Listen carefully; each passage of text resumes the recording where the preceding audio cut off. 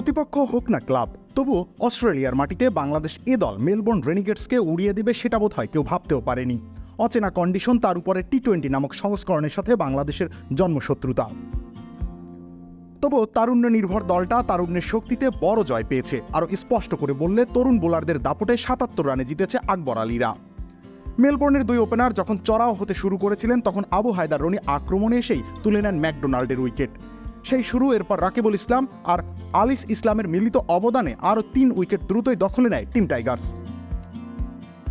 পুনরায় বল হাতে নিয়ে বাঁহাতি এই পেসার আবারও নাম লেখান স্কোরবোর্ডে। তবে রিপন মণ্ডল যা করেছেন সেটা ছাপিয়ে গিয়েছে বাকি সব কিছুকেই।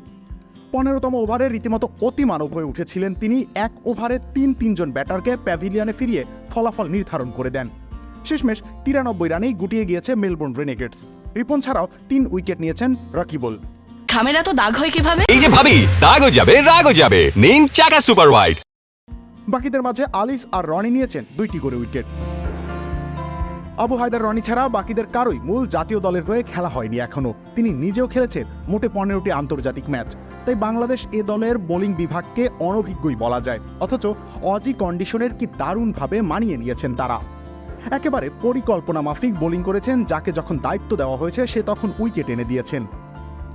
সত্যি বলতে, বোলারদের কমপ্লিট পারফরমেন্সের সৌজন্যে এমন আধিপত্য দেখিয়ে জিততে পেরেছে বাংলাদেশ। এজন্য বোলারদের কার্যকরী উপায় ব্যবহারের জন্য অধিনায়কের প্রশংসা করতে হয়। এর আগে ব্যাটিং করতে নেমে তানজিদ তামিম অবশ্য বড় স্বপ্ন দেখিয়েছিলেন, কিন্তু বরাবরের মতোই সেট হয়ে আউট হয়ে যান তিনি। বাকিরাও তার সঙ্গে আসা যাওয়ার মিছিলে যোগ দিলে লজ্জার শঙ্কা দেখা দেয়। তবে এক প্রান্ত আগলে পারভেজ হোসেন ইমন রক্ষা করেন লাল সবুজের প্রতিনিধিদের। অনবদ্য এক ইনিংস খেলে দলকে লড়াইয়ের পুঁজি এনে দিয়েছিলেন তিনি। রবিউল ইসলাম রনি, খেলা ৭১।